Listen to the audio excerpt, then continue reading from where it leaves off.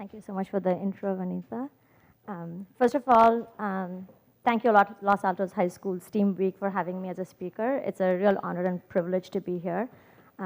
Thank you all for coming, and hopefully my sharing some elements of my career journey will help you as you look to the future. So a quick introduction about me. Yes, I run all merchant services and operations. Merchant just means the B2B side of things. So anything that DoorDash runs with a restaurant falls under my purview.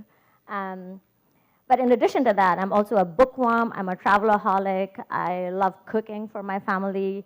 I'm also a professionally trained South Indian classical vocalist. And why I have this on the slide is that in your career, like there's like one aspect or dimension of you that comes out, but like you're a full person with lots of other interests that may not like, you know, be encapsulated in that, but don't ever forget that, right? Like try and keep all of that alive as you chuck through your career journey. Can we go to the next slide, or do I have to?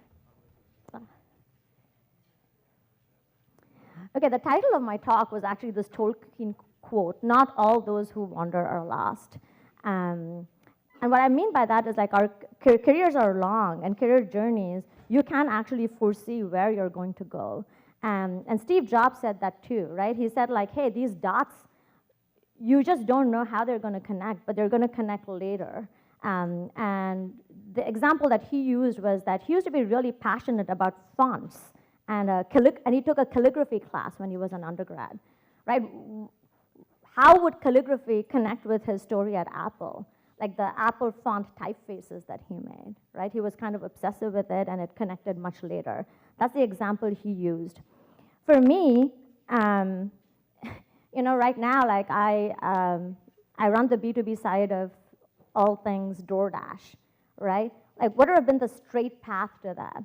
I don't know, but my path was like wandering and meandering, but the skills that I picked up along the way are what make me successful at what I do right now.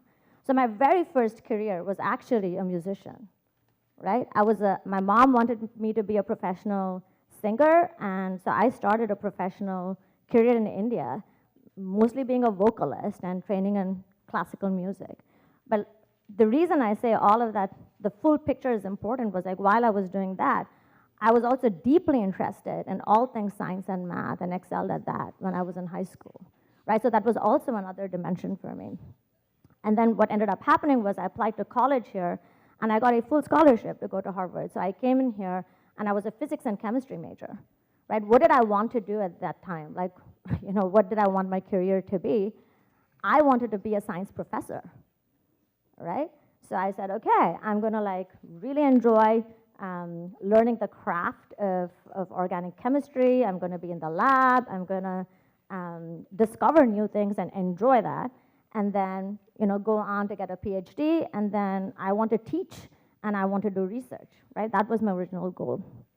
So then I you know got into the PhD program here at Stanford actually, right? And this wasn't even my PhD thesis, right? This is why like the wandering is important. So I was working on something, but then I saw a publication from the medical school where they had, you know, looked at the HIV virus, okay? And they had said, hey, how does this virus get into cells so easily? Like, how does it do that? And then they looked at all of the pieces of the virus, and they said, this one piece of like 108 amino acids, if you don't know what that is, you don't have to worry. Just think of beads on a string, a particular unit, right? Like 108 beads of these. Each bead is an amino acid. That whole thing is a protein. And instead of being linearly laid out like a line, it folds upon itself into a complex shape. And somehow that thing, if you take that piece out, the virus can't get into a cell. If you add it in, it goes into a cell, right? And then they stopped with that, okay? So here's where my wandering started, because I was like, wait, but then we have like 108 units. Do we need all 108? How fast does it get in? How does it get in? Right? I was like, oh, I'm a chemist. I can design fluorophores where you can visualize this thing. You can measure rates. My colleagues in the med school probably didn't know how to do that, but maybe I should start a collaboration with them and find this out, right?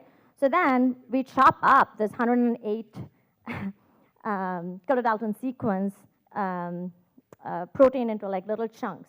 Then we find activity in one chunk. So we say, oh, we don't need all 108, we need these 50, right?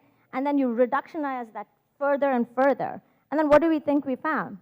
You just take 7 amino acids that are highly basic and charged in nature that lead to this entire protein getting into cells. And then I ask the question, hey, can I attach other things? Is this like an engine that can take like any cargo? Like I can just attach a freight train to it? Will the whole thing get into cells? And the answer was yes. So this became a mechanism for delivering cancer drugs that were very hard to deliver to certain targets, right? So that became my PhD thesis, not at all what I had started on, right? It also became a drug delivery startup that my advisor commercialized. And so I ended up both doing a PhD and being the chief scientific officer of this startup that then got bought out by Alza, which got bought out by J&J, which is a big pharma company. And then I didn't end up being a professor, right? I ended up working at Johnson & Johnson for a few years. And then began my second career, where I switched from healthcare completely to tech, right? And why did I do that? It wasn't that I did not enjoy science. It wasn't that I wasn't enjoying what I was doing. It was a perfectly fine career, right? But this is where it's important to know that your needs as a person, your needs as you grow, you're not going to be able to predict all of that right now, right? That's going to evolve. What things changed for me? My father passed away. My mom was alone in India, right? As she grew older, my sister also did not live in India. So I was like, as my mom grows older, I might need to move to India to care for her. So I need a career that works for her, and there's no basic research that's going on in India, right? So maybe this isn't the path, right? Then I also was engaged to my now husband, who's a software engineer.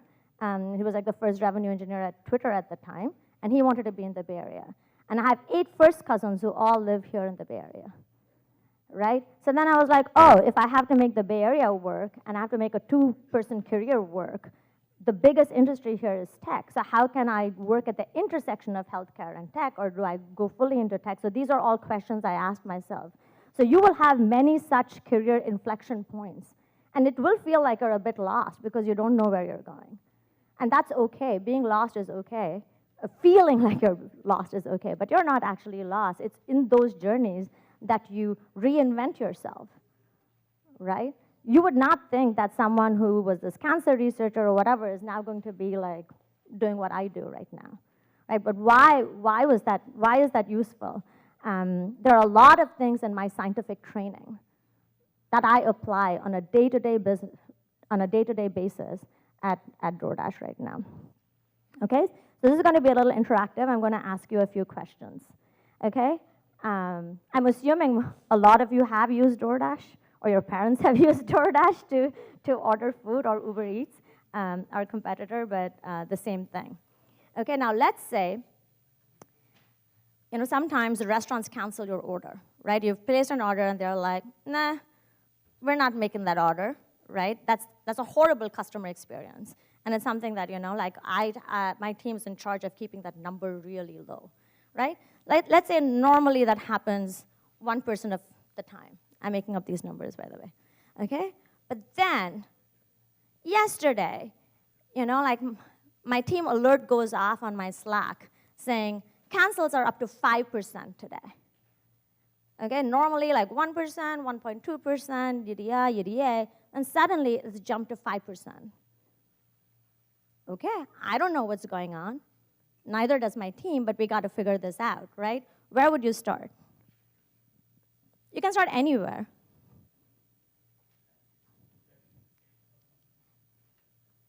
Anyone wanna give a shot? Yes? What is your name? What is your name? Ava? Yes, Ava. One would be to call and ask them why they're canceling, right? So first you have to know who to call, right? So what Ava is looking at is saying like, hey, maybe these cancels are coming from particular restaurants, right? Like it's not peanut butter spread across every single restaurant. Maybe certain restaurants are canceling, have a lot of cancellations yesterday, and then we can go and call them and ask them why.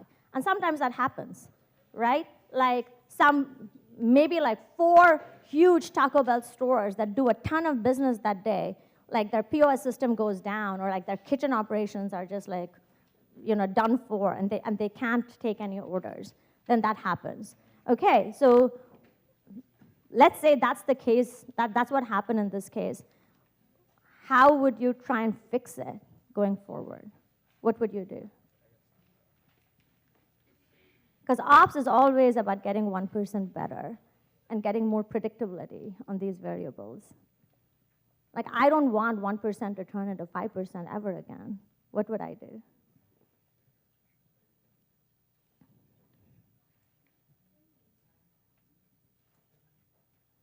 Yeah, there you are. What's your name?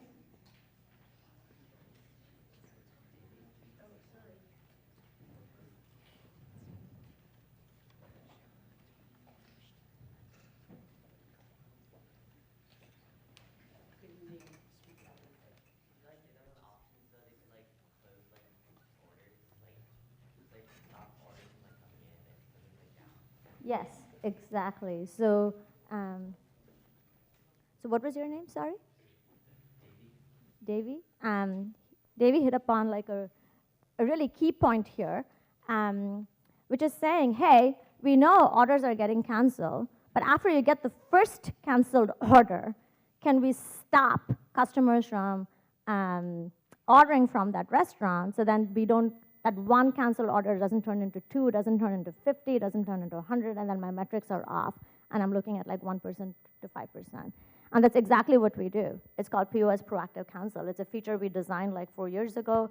So basically, when that first order fails, we talk directly to the point of sale system at the store, and then we remove the store. Like, you can't order as a customer. It won't show up on your carousel, right? So that restaurant has gone away. So as you can see, like the scientific method is mostly like looking at data and saying like, why does something happen? Like, we don't know why, right? But we start asking questions that are hypothesis driven. We say, maybe this. Then you go back and check the data. Sometimes it works out, but maybe not, right? Maybe it isn't like 5 stores that we can call. Maybe everybody went down yesterday, right? Then you have like a different problem, and you're trying to figure out what happened. And recently there was like a labor shortage in the restaurant industry, right at the time of the pandemic, when everybody wanted to order. And then we would see like parts of like zip codes go down that way, right? So this idea of hypothesis testing, asking the right questions, looking at the data, getting to like ground zero truth, and improving, right? No different from cancer research. How did I make cancer drugs? Using those same principles. How am I running operations at DoorDash? Same principles. How did I do user growth at Snapchat? Same principle. I don't know how to get more users on Snapchat. I'm gonna like say, maybe we could do this. Try 4 things, look at the data, see what, and keep iterating, right? So that's one thing. The second thing that I wanna like impress on you on what can you do now is like build that strong technical foundation, right? Like that strong technical foundation in like math, also, and computational engineering, a ton of coding that I did as a PhD student. It helped me be like really data versatile when I went to the business world, right? Like I could analyze and write SQL code. Like I didn't have to wait for anyone, and kind of like look at these things myself. If I ask a question, I can get to an answer, and I know how to like do that for my systems. You won't know what's coming. Like we didn't know that data would be such a revolution. I would never have predicted ChatGPT and prompt engineering, right? Like that's what I'm doing with my support team. If you're a restaurant onboarding, you have a question, you come to our support line. Before it used to be somebody answering you, now your first stop is probably ChatGPT, like on a text prompt, right? Could I have predicted this? Could I have predicted my career journey? No, probably not.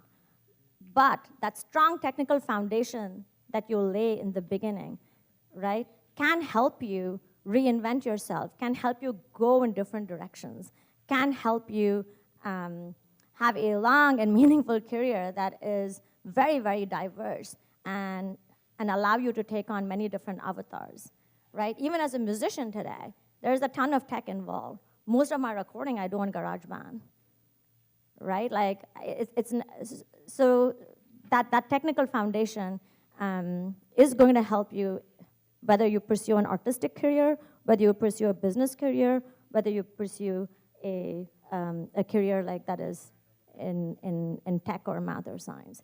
So the one thing that I would say is, like, invest in it, double down on it, get really good at it, and then be curious, explore, and then see where things go.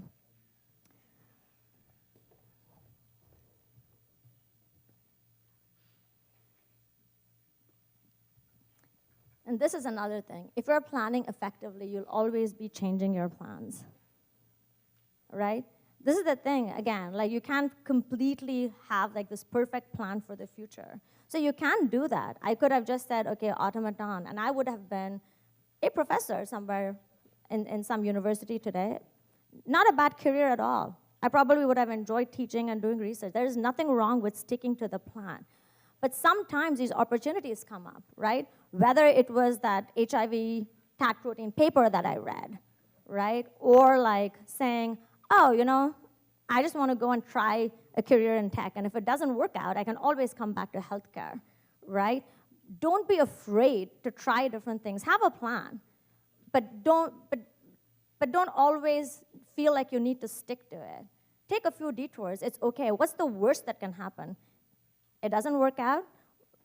Fine. It's like a year or two in my life. Nobody knows what I did in high school or like in my second year of undergrad. It feels very momentous at that time that you're going through it. But try and keep the long game in mind. In the long arc of your career, a year or two, a gap year, for instance, it doesn't really like change the overall arc and trajectory of your career all that much, right? It's okay to make a mistake and say, fine, right? Like, I'll go off and get back to the plan or like do something else.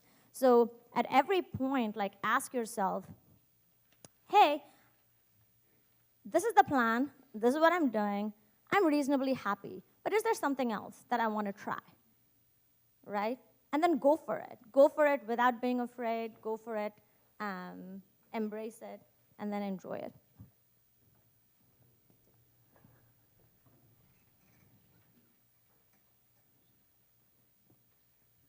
And again, what can you be doing now to prepare for this career transitions, or like multiple careers that you can't even envision now? There's no way in high school that I would have told you that this was going to be my career journey. Like, literally no way, right?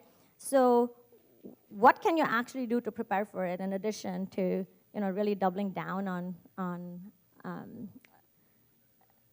on science, math, STEM? Whatever you do it well, right? And I'm trying to say that, hey, set yourself a bar and set yourself a high bar, right? Because it's your time.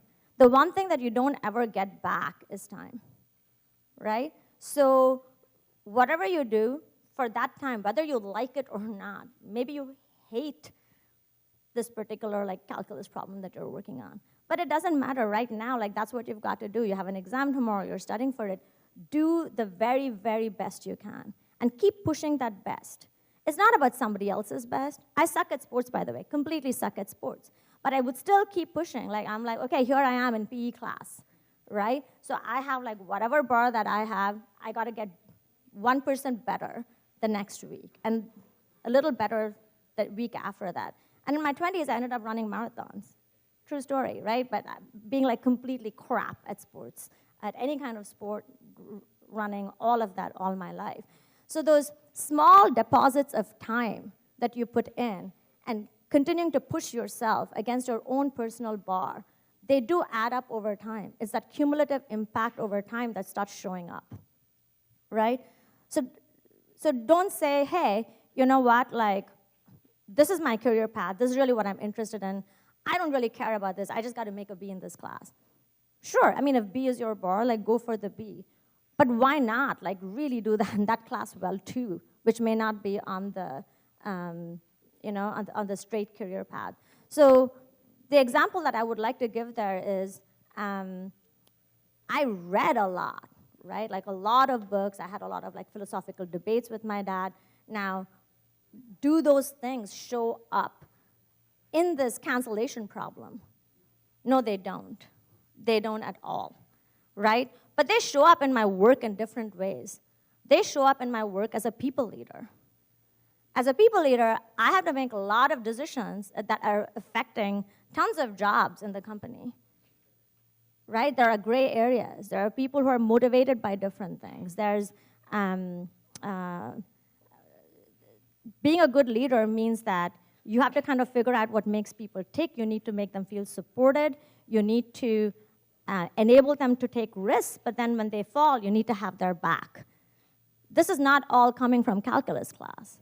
It is coming from the humanities, the arts, the science, like really kind of like thinking about it.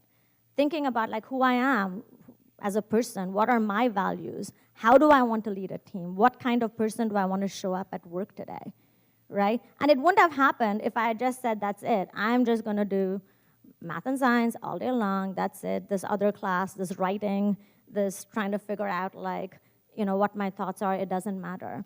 So try and push the bar on everything that you're doing.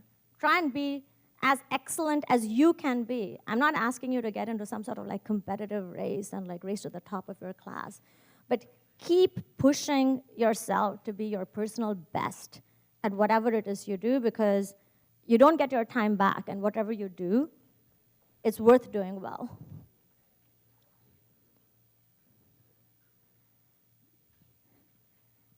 This is Silicon Valley with a ton of tech startups. So we hear growth mindset all the time. It's like probably one of the most overused words. But I do think there is something about that attitude, right, which you can inculcate right now. Ask yourself, how do you respond to failures? Right? How do you take failure? Do you take a look at it and say, hey, you know what? This is why this didn't work, and this is what I could do better, and this is how I can change. Change has to be intentional, and you need to want to do it, right? So make that a habit. These are things that you can do right now. I've been doing it all my life. I get tough feedback right now, right, from my peers, from my manager, like, how did that meeting go? Not so great. Like, what in the world are you doing, Kanaka? I was like, okay, yeah, mea culpa. Didn't go so well. These are things we could have done better. Take note for the future, and the next time, measure that. Make sure that you're getting good with reps, right? So can you learn from your mistakes? Do you believe that you can improve by working hard, right? And then the thing that I love the most is training the brain. This is like a supercomputer. It's plastic, right? And we kind of get like slotted into this particular role or this particular thing that you're doing right now. But it can be, like I said, I can do music just as well as I can run operations for DoorDash. And they're both coming from this. So believe that you can change yourself. True story. At Uber, I had a report who, her major was acting. Okay, so she had a career in acting and hospitality, working in the hotel industry for a while to support herself while she gigged and did auditions and everything. And after a while, she said, hey, you know what? I want to change this. I was pretty good at like AP math. And even though my undergrad is all like in acting, I'm going to go back and I want to be a data analyst, and I want like an analytics degree, right? And so she went back to school. She got a master's in analytics. She was on my team at Uber. She was great. Okay, and the things that she learned in the hospitality industry made her one of the best cross-functional partners. Everybody loved her, not just because she was great at analyzing the data and giving you the answers you want, but she had so much empathy for the problem someone else was facing, and she was like, she had the how can I help you mindset that came from hospitality. And she would try and truly understand the problem and like design really, really creative solutions around them and go above and beyond. Right, so this is like you're a full person and all parts of you are connecting, but never forget that your brain, you can learn anytime. Learning is lifelong, right? I'm still enrolled in all sorts of like continuing ed classes at Stanford right now, right? So keep that fuel going, keep training your brain, and know that you can change on a dime at any point. So don't have any sort of limiting beliefs. You can change your career when you're 30, when you're 20, when you're 40. You can walk away from it all, decide to do something else. And yes, this can be trained, right? So don't ever forget that and think that you'll have to like go on the straight and narrow path. Reflection and feedback are helpful. I think feedback, getting used to taking feedback and not taking it critically and using it as a path of self-growth, and I would say like start on that right now, because all your life this is going to happen, and your attitude towards it will completely change how you approach things and how much better you get at something. Start with your parents. I know, like, my mom still tells me the things that I suck at, right? She'll be like, you don't do this properly, whatever. And, you know, there's a part of you that wants to say, like, Mom, like, just relax, like, leave me alone, right? But there's truth in what she's saying, and then say, like, okay, now what do I want to do about it, right? And acknowledge and say, okay, your feedback is valid. I didn't do this on time. I'm going to commit to doing this better next time or something, right? But we're all getting feedback from our friends, from our parents, and you will get this in the professional setting. And you will be expected to act on it, right? You can't say, me, I kind of got a bad rating, I'm okay with that. Like, it's not gonna be okay. So I think, like, practice this attitude of, like, self-reflection and say, like, what's the truth here? What is my truth? How do the two meet? Do I want to do something about it? Sometimes it's okay to say no. Or, like, do I want to change? And be intentional about that. 5 more minutes, okay. I'm gonna skip this in the interest of time. The last piece of advice I'm gonna give you is to make time for what matters. Like I said, time is like the one thing that you don't get back, and that was what the previous slide was about too. It isn't just a job. It is something that you're spending a lot of your time on. Love it, enjoy it, right? And sometimes you can say like, this other job that I wanna do, that's the thing that I really enjoy. This thing is just like something that I need to get through for now. It pays the bills for now, right? But that year that you spend in like a grunt job isn't gonna come back. So my thing isn't to just like go and skip over, but learn to enjoy whatever it is that you're doing, right? Like, even in the worst circumstance, there's got to be something that you can find that interests you, that you enjoy, and double down on it. So whatever you're doing at any particular point is worth doing well.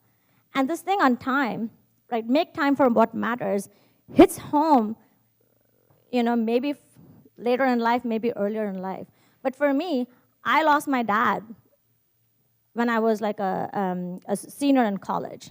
That's it, no more dad time, right? If I hadn't made time to like call him and connect with him on a weekly basis because I was here and he was in India, and go back to India every summer, right? That's it, there's no more points of connection with him. And more recently, this is very personal, but earlier this year, I had an early stage cervical cancer diagnosis myself. Right, I underwent surgery successfully in August, and, you know, fingers crossed, everything is fine. But you don't know when your time will come either, right? So this thing of like, I'll do it tomorrow, or like, it's always the future. Every day in your life counts. So like, you know, spend it with the people that you care about. That's the most important thing. And then make time for things you enjoy. Don't let like your career or job squeeze everything out. And most of all, enjoy what you do for work. So as you're thinking towards college and career, make sure that the bulk of your time is spent doing something that really gives you joy and fuels you. Thank you all.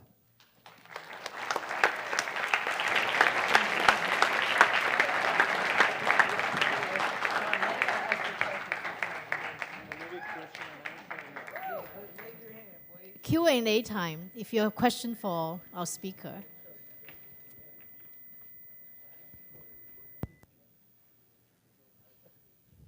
Don't be shy. I won't bite, I promise.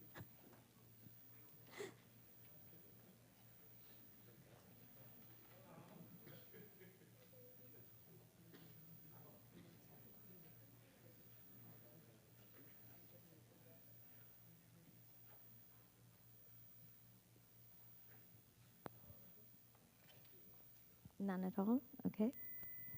Oh. Can you sing for us?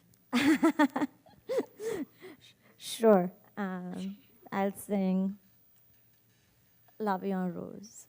Or, do you want me to sing South Indian classical music or anything? Okay. Okay, I will sing a song that my grandmother taught me, which is South Indian classical. Karuna Chaivan Yandu Tamasam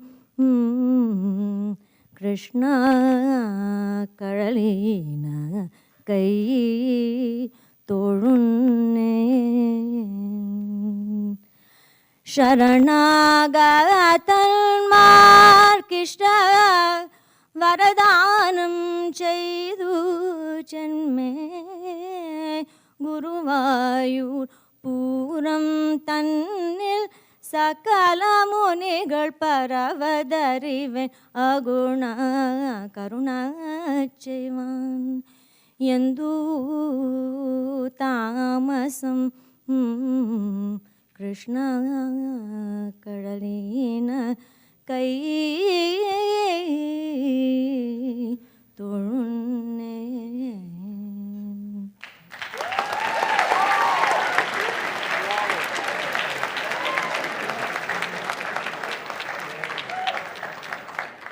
Thank you, thank you.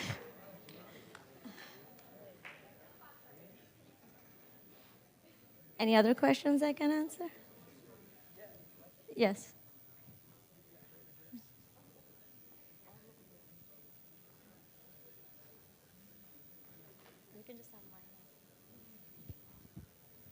How are you able to get into DoorDash after working in the pharmaceutical industry? So the transition that I made from, and it's an interesting question, right? Because you know, like your resume is full of like patents and publications and very scientific papers, right? Like why would like DoorDash or Uber or Snapchat care about that? So this was like a very intentional career change from healthcare to tech. And the one way I did that was I got an MBA, right? Like I went to business school to MIT. And this is something that actually surprised me a lot because school starts in like August or September. Right, by October, I don't think MIT has taught me that much about business, to be fair, right? But somehow, like, you can start applying to Apple. Like, it's almost like you can kind of like get a clean slate that way. The second way to engineer a career transition, like I went to a consulting firm, McKinsey, after I did my MBA. So you could go into a consulting firm and consult and do work with companies in your specialty, which is healthcare, but then transition into tech and start doing more tech work, which is one of the things that I did. So you're adding value immediately with your expertise, but then you're also transitioning to the direction that you want. Like that's the second way to kind of like make a career change. And the third way is to look at the startup ecosystem, right? Like a big Uber or Snapchat is probably not going to be interested in me without like a resume. But startups are a lot of the time interested in like very sharp generalists. They just care that you're smart, that you will pick up really fast, and you will learn and you will get the job done. So if you do that, I mean, I could have gotten into product, for instance, right, as opposed to like strategy and ops at the time. So a bunch of these paths were open to me. But yeah, this was an intentional career change, but this is how I did it, but it's only one way to do it. And I kind of gave you a few other ways that I've seen other people engineer career transitions as well, right? Like get experience in like a smaller place and then like use that to leverage to a bigger place is how most people end up doing it.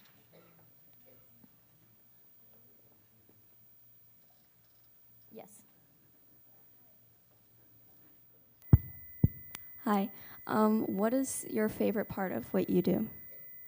My favorite part of what I do, I would say, is actually coaching my teams. The one thing that's really great about hypergrowth startups, like it's that phase where they're growing really fast pre-IPO. So I've done 3 IPOs in a row now, Snapchat, then Uber, then DoorDash, right? Is that it has a lot of like really raw, smart talent that is much junior in their career, but we have like crazy goals for them because we don't have a choice. These are the people we have, and these are the goals we need to achieve. So they get like a ton of responsibility like on their plate, right? And it can be very, very stressful. So I think coaching my teams on becoming like, the best strategy and ops racehorse possible, right? I push them a lot, but I'm teaching all the time. So that original career of mine of like being a professor and teaching, I still do that today. I teach every day. I teach my craft, right? And I ask questions, and I say, how would you do it? This is how I would do it. Like, let's pick a way. Like, let's figure this out. So it's like very dynamic. But then I'm also their mentor, their advisor, their coach. And so they're my work family. We spend a lot of time together. They energize, and it's a two-way street. Right? Like they push me to be a better leader, they push me to be better at my craft, and then I push them. So I feel like it's this energy loop that you get with all of us. Like when one of us is down, somebody else is pulling you up, and functioning as a cohesive team that way, and training the next generation is like probably what I get the most pleasure from.